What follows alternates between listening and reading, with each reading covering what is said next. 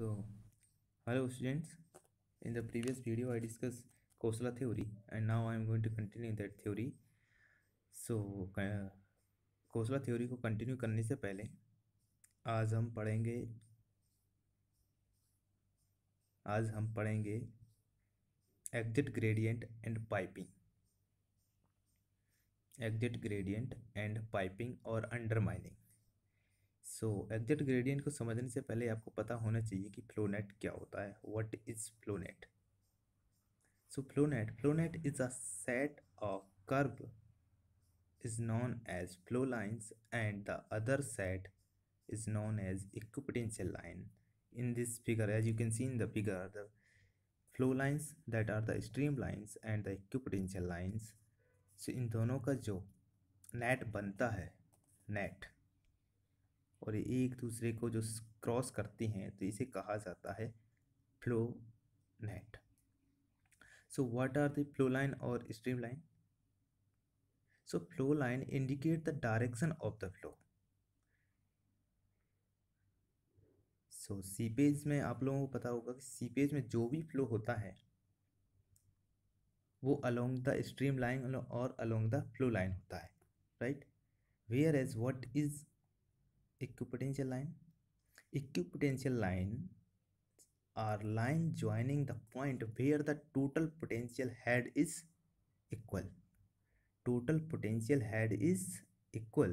As you can see in the figure, the equipotential line, for example, कोई stream line 1 है, उसमें potential drop for example 2 metre का हुआ. Second stream line है, उसमें potential drop भी 2 मीटर का हुआ. अगर इन पॉइंट्स को ज्वाइन कर दिया जाए सेम पोटेंशियल ड्रॉप को, ठीक है, तो जो कर्व मिलेगा वो कहलाती है इक्विपोटेंशियल लाइन. क्लियर? और इन दोनों से बने हुए सेट को कहा जाता है flow net, right? So now I am going to continue what is an exit gradient and what is piping. So the seepage water exert a force at each point in the direction of the flow and tangential to the streamline. जो भी water सीप करता है वो एक force लगाता है in the direction of the flow और in and that is tangential to the streamline. As you can see in the figure, water जो फ्लो कर रहा है इस स्ट्रीम लाइन के अलोंग फ्लो कर रहा है, और ये वाटर किस डायरेक्शन में लग रहा है? Tangential to the direction of flow. Tangential to the direction of the flow. So now this force has an upward component of this force should be counterbalanced by the submerged unit weight of the soil. Submerged unit weight of the soil.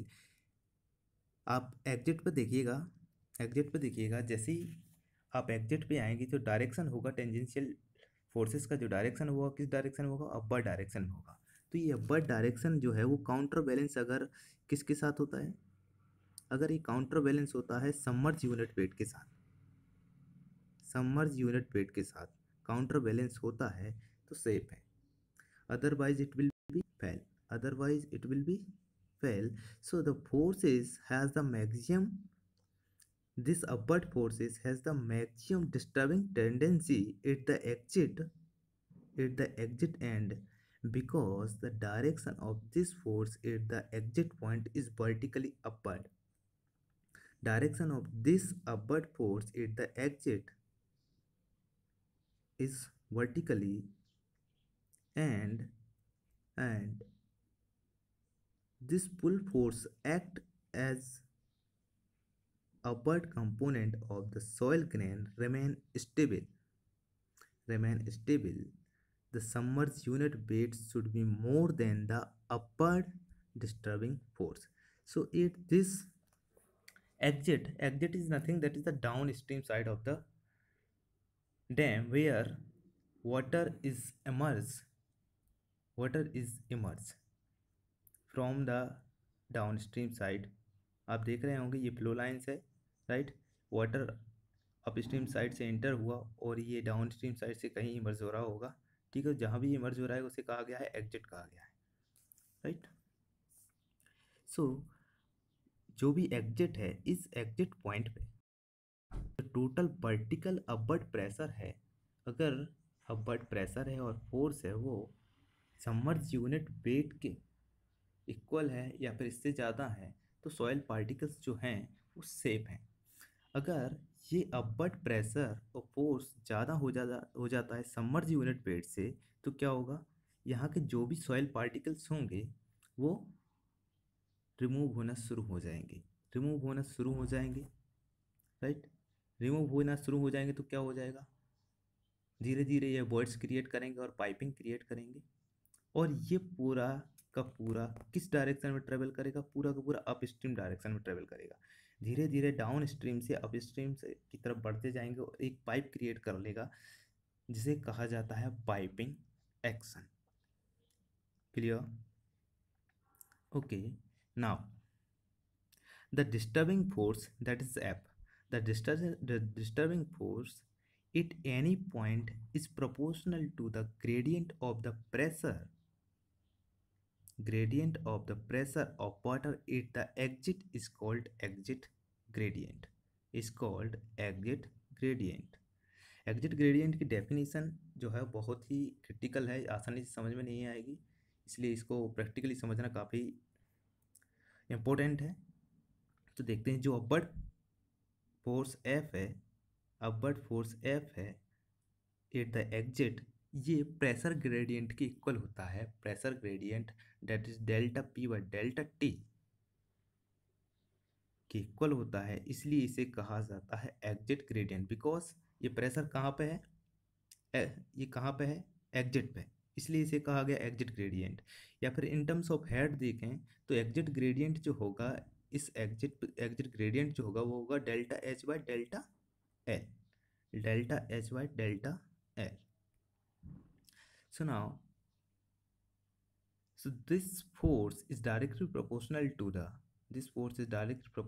the pressure gradient, that is delta P by delta T at the exit. So that's why the pressure gradient of pressure of water at the exit is called exit gradient. इसको दूसरे term में देख लेते हैं, दूसरे term में थोड़ा सा सॉइल की लैंग्वेज में देख लेते हैं क्या होता है, पाइपिंग एक्शन कैसे होता है, एग्जिट ग्रेडियंट क्या होता है, एग्जिट ग्रेडियंट क्या होता है। इसको समझने के लिए आपको फ्लोनेट को देखना पड़ेगा, फ्लोनेट को देखना पड़ेगा। So now this is the flownet, this is, आप यहाँ पे देख रहे हैं जो स्ट्रीम लाइन है इस पॉइंट पे, ये यहाँ पे ये इमर्ज हो रही है, ये एग्जिट है, यहाँ से वाटर जो है सीप कर रहा होगा, right. So the hydraulic gradient, the hydraulic gradient of flow will be maximum adjacent to the toe or the downstream of the toe because the square of the square is very small in size. Square is nothing, that is the flow field। एक square जो होगा flow field का square क्या होता है, जो एक flow lines और इक्विपोटेंशियल लाइंस के द्वारा बनाया गया जो फील्ड होगा वो कहलाता है फ्लो फील्ड और square. So the length of flow for certain drop in head will be the small। जो लेंथ ऑफ फ्लो होगी, स्क्वायर साइज क्या होगा, एग्जिट पे क्या होता है, स्क्वायर साइज बहुत कम हो जाती है, फ्लो फील्ड की साइज बहुत कम हो जाती है, जिसके कारण जो लेंथ ऑफ फ्लो है वो भी बहुत कम हो जाता है। और ये लेंथ ऑफ फ्लो है पर यूनिट हेड ड्रॉप देखा जाए तो कितनी हो जाती है, approximate unity। When this upward hydraulic gradient delta H by delta L approaches unity, the boiling condition can occur, leading the erosion in the soil and piping। Exit पे flow field की size बहुत ही small होने के कारण जो length of flow है वो बहुत कम हो जाती है, और अगर इसको पर ड्रॉप में देखें तो इसकी वैल्यू ऑलमोस्ट 1 हो जाती है। तो यहाँ पे क्या होगा, जो भी सॉइल है वो बॉइलिंग होने लगेगी। Boiling is nothing that is escaping of the particle of the soil, जिसके कारण क्या होगा, जिसके कारण क्या होगा, पॉइंट्स क्रिएट हो जाएंगे और एक पाइप क्रिएट हो जाएगा, और ये धीरे धीरे किस साइड बढ़ने लगेगा, अपस्ट्रीम की साइड बढ़ने लगेगा, और एक अपस्ट्रीम की साइड बढ़ने लगेगा। और जब ये पूरा पाइप क्रिएट हो जाएगा, अपस्ट्रीम तक पहुंच जाएगा, तो एक पूरा पाइपिंग एक्शन हो जाएगा, जिसके कारण हाइड्रोलिक स्ट्रक्चर है वो सेफ नहीं रहेगा, हाइड्रोलिक स्ट्रक्चर सेफ नहीं रहेगा। So therefore the piping begins near the downstream to but may it progressively towards the upstream side। Downstream से शुरू होगा और किस डायरेक्शन में बढ़ेगा, ये अपस्ट्रीम डायरेक्शन में बढ़ेगा, अपस्ट्रीम डायरेक्शन में बढ़ेगा gradually, and wash away the soil particle more and more, soil particle को वॉश करता जाएगा, एंड लीविंग voids और पाइप इन द सॉइल, और वो voids और पाइप क्रिएट करता जाएगा। सो पाइपिंग में work it's away backward along the base of the dam or along the bedding plane in the soil strata where the resistance is minimum। So if the piping is not halted, अगर piping को नहीं रोका गया, it may result collapse of the structure, अगर इस piping action को नहीं रोका गया तो हाइड्रोलिक जो स्ट्रक्चर है वो कोलेप्स कर जाएगा, कोलेप्स कर जाएगा। So what is hydraulic gradient here? Hydraulic gradient at the exit, जहाँ पे भी स्ट्रीम लाइन जो है इमर्ज हो रही है, right. So the hydraulic gradient at the exit is called exit gradient, which is equal to delta H by delta L, delta H by delta L, and this exit gradient must never come close to the hydraulic gradient, critical hydraulic gradient. If this exit gradient is less than the critical hydraulic gradient, that is IC, then failure will occur. So to avoid this failure, a factor of safety is taken around 6, right? Factor of safety ले लिया जाता है, वो कितना होता है, 6 होता है, 6 होता है, जो इस पाइपिंग एक्शन को रोकने के लिए, पाइपिंग एक्शन को रोकने के लिए। सो नाउ खोसला ने आगे इसको फिर मॉडिफाइड किया कि इस एग्जिट ग्रेडियंट को और कैसे रिड्यूस कर सकते हैं, इस एग्जिट ग्रेडियंट को कैसे रिड्यूस कर सकते हैं। So exit gradient can be reduce to the considerable extent by providing the vertical cutoff wall at the downstream end of the base of the dam। इन्होंने क्या किया कि हम डाउनस्ट्रीम पे एग्जिट पे क्या लगा दें, एक सीट पाइल वायर लगा दें, जिसके कारण क्या हो जाएगा, लेंथ ऑफ क्रीप क्या होगा, बढ़ जाएगा। लेंथ ऑफ क्रीप बढ़ जाएगा तो क्या होगा, जो हाइड्रोलिक ग्रेडियंट है, हेड लॉस है, वो कम हो जाएगा। अगर एल बढ़ जाएगा तो जो हेड लॉस है वो कम हो जाएगा, because head loss equal to delta H by L. अगर एल बढ़ जाएगा तो हेड लॉस कम हो जाएगा। सो इन्होंने कुछ इस तरीके से डाउन स्ट्रीम में सीट पाइल यूज़ किया है, as you can see in the figure. Downstream में इन्होंने सीट पाइल यूज़ किया है, तो क्या होगा, इसमें जो पार्टिकल जो है वो लेंथ ट्रेवल कर रहा है वो बढ़ जाएगा, क्रीप लेंथ बढ़ जाएगा, तो क्या होगा, हाइड्रोलिक ग्रेडियंट कम हो जाएगा। हाइड्रोलिक ग्रेडियंट कम हो जाएगा तो ये किससे कम होना चाहिए, क्रिटिकल से कम होना चाहिए।